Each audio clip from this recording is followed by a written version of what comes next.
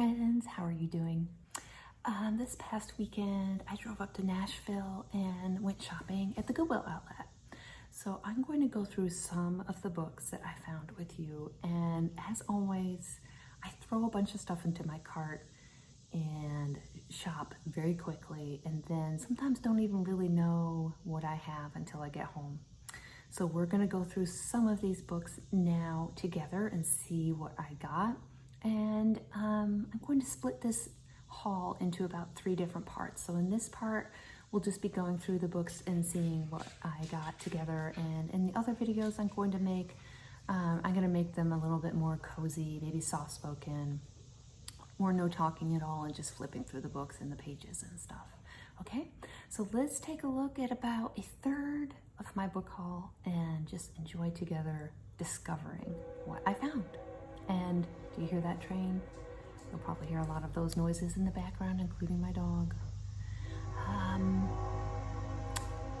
You wouldn't think where I live would be so noisy, but it is, including bugs outside. But oh well. Okay, let's get to the books.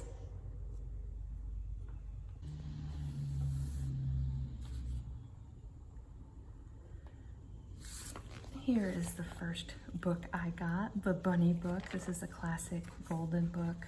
I will probably, this is just darling.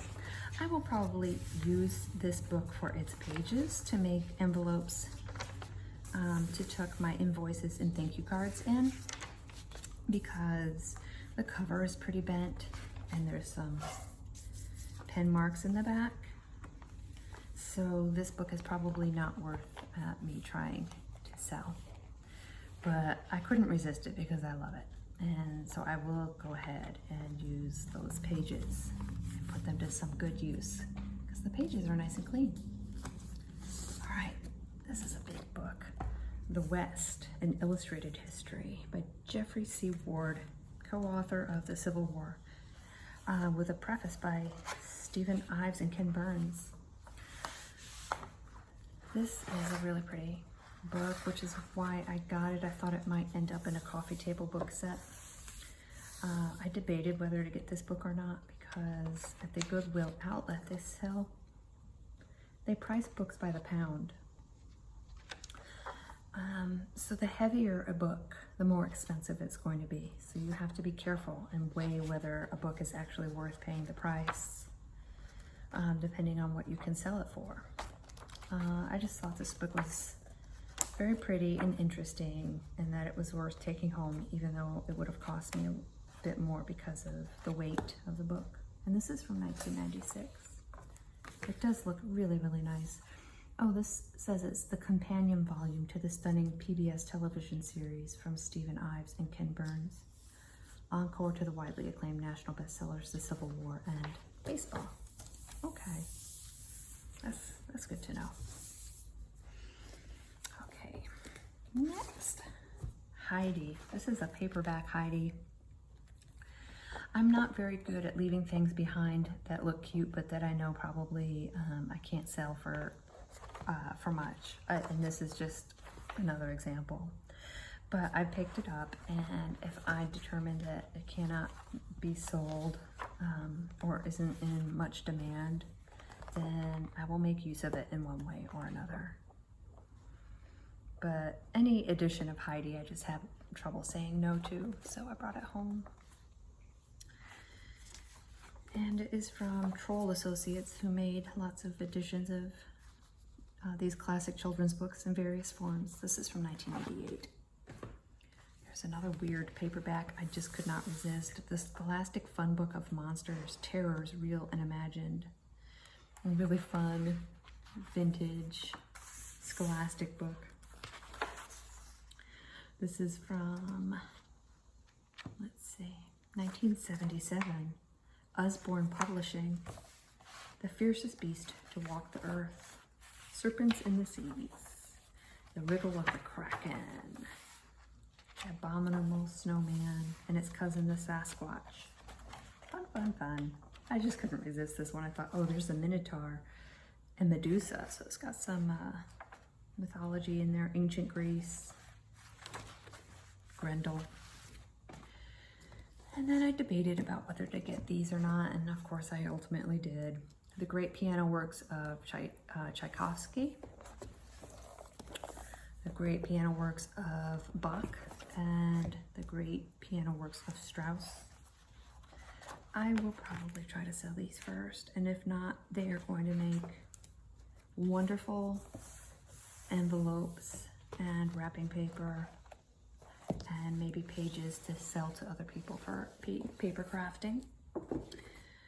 These are two books that I should not have got, and I would not have gotten if there weren't two of them. I've read them both. They're both by Mary Roach, who is very funny and writes really fun nonfiction. This one is Spook, Science Tackles the Afterlife, and Gulp, Adventures of the Alimentary Canal. So, I don't know, something about them being two turned me from, I'm not going to get that, to, yeah, I guess I better. Because I always think, okay, if there's more than one, maybe there'll be a bunch, and that will be something worth selling. So then I put them in my cart, but these ended up being the only two I found.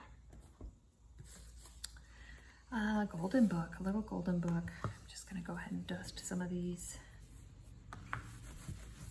The Night Before Christmas. This is a modern one. It's got a barcode. Doesn't look like there's any pen markings or anything, so this one will definitely go into the shop. Yeah.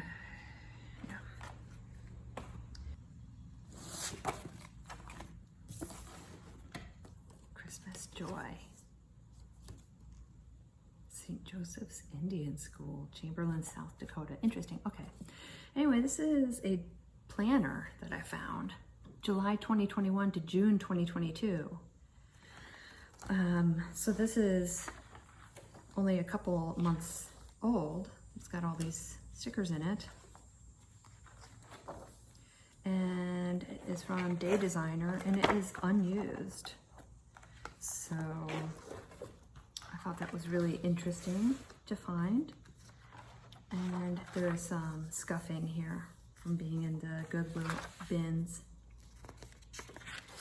So I don't know. I don't know if I will try to use this, although I never can manage to use a planner for long, or if I'll go ahead and list it. But yeah, that was an interesting find, to find a brand new planner unused in the Goodwill bins. Not sure how that happens. The History of Musical Instruments. This is a pretty book. I like this color.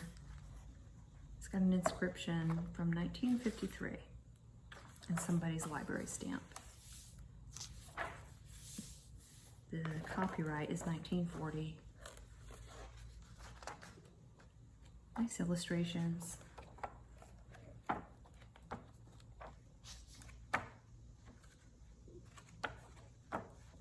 That's cool. I like that. I'm not sure if this one will go into a book set or be sold individually. We'll see. Betty Crocker's new A Boys and Girls Cookbook. I love these binder cookbooks. This one has some significant damage. So these two pages here are loose. Oh, how sweet. That's just so charming. Looks like there's a big rip here. Cheeseburger. Look at Eddie the eggplant. Well, that's bizarre. Mad Hatter meatballs, brownies, candy fluff topping, butter frosting, marshmallow fudge. Here's another loose page. Oh, look at the jack-o'-lantern cake. How fun. Christmas snacks for friends. Pink popcorn balls, Christmas tree cake, and Cocoa Continental. What a delight. It's got some scribbling, I guess, on the front there. It's hard to tell. Let's see. I don't see a date on this. I wonder if there's one of the title pages is missing. sure is fun though. I love this.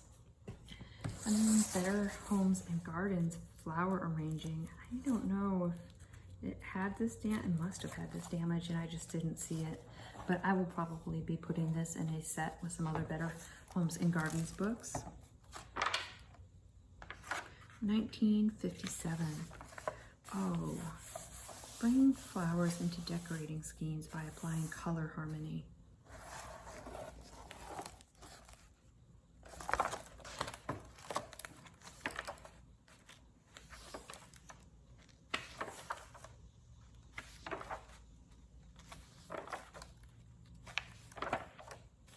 Old tissue in there. Fun. Nice mid-century book. Okay, let's see. We've got some modern books here. This one, you guys, I saw it, put it back, and then came back and got it again. Pride and Promiscuity, The Lost Sex Scenes of Jane Austen. I mean, how ridiculous is that? But I couldn't resist it. I have to at least flip through it and see what it's all about. This is from 2001. Oh my goodness. And then this book I've read, and so when I saw it, I was like, oh, it might be nice to have a copy of this. So You Want to Start a Podcast by Kristen Meinzer, who is a very good podcaster. She used to produce Happier with Gretchen Rubin and now has her own 1 or 2 shows, one of them called By the Book. And this was a good book on starting a podcast, so I thought I would maybe flip through this myself and then sell it. Here's a nice golden book, Forest Hotel, A Counting Story. This is a nice older golden book. There's no barcode. It's got a date, 1978, FCC Nursery.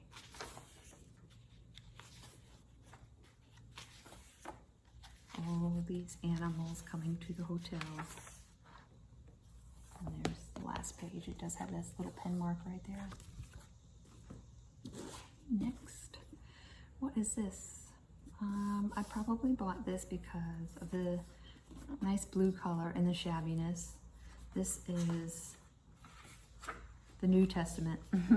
So yeah, that will go into a book set. This book is Priscilla at Hunting Hill by Samson Keats. Emma Speed Sampson and Emma Keats. 1932. Nice green edges there. And then the rough page edges there. That's a nice antique book. This one is missing its cover. 20th century Europe. This is just, has nice texture. This little thing needs to be pulled off. This is from a college library. So this will go into a book set, obviously, but it's also nice to just flip through. If it was in better condition, I would sell it because a lot of people like these old textbooks. And this one has some beautiful color maps in it. British Empire after the World War. A Piece of Paris. 20th century science. So that's an old college history book, but without the cover, so that will go into a book set. Look at this.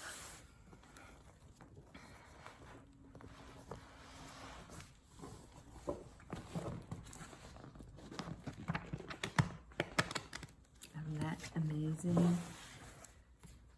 There's the cover. It's separated from the cardboard. The volume library.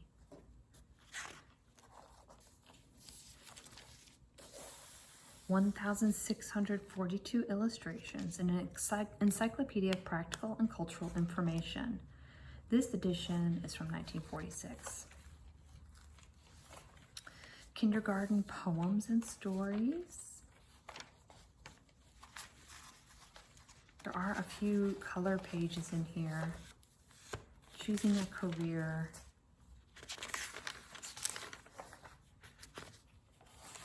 There's one of the color pages. Storybook people. Geographical dictionary. Mythology, legend, and folklore. Oriental history. History of the United States. Chronological history of the world. Arithmetic.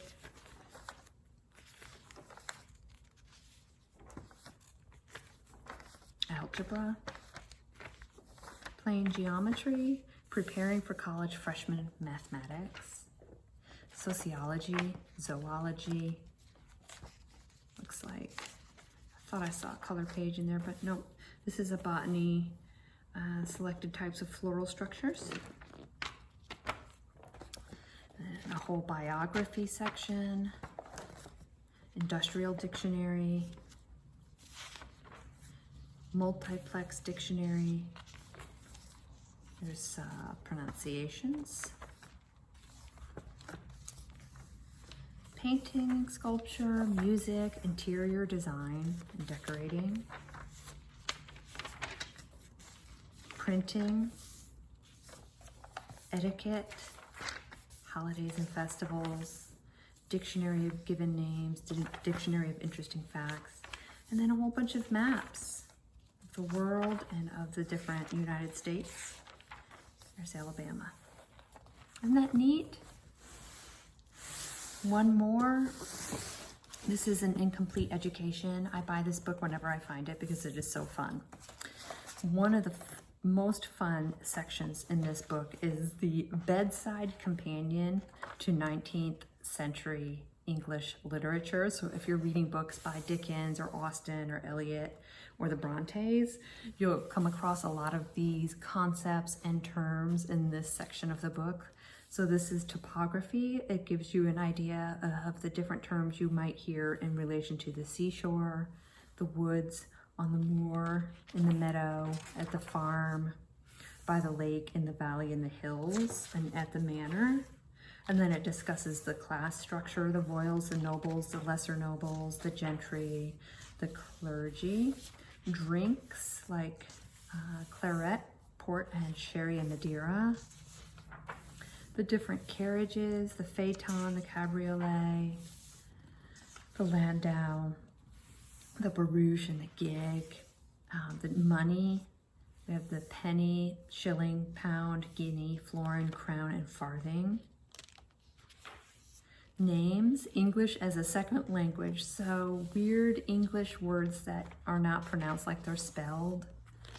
And then a little section on 12 fictional characters with whom you should have at least a nodding acquaintance. My favorite being Dorothea Brooke from Middlemarch.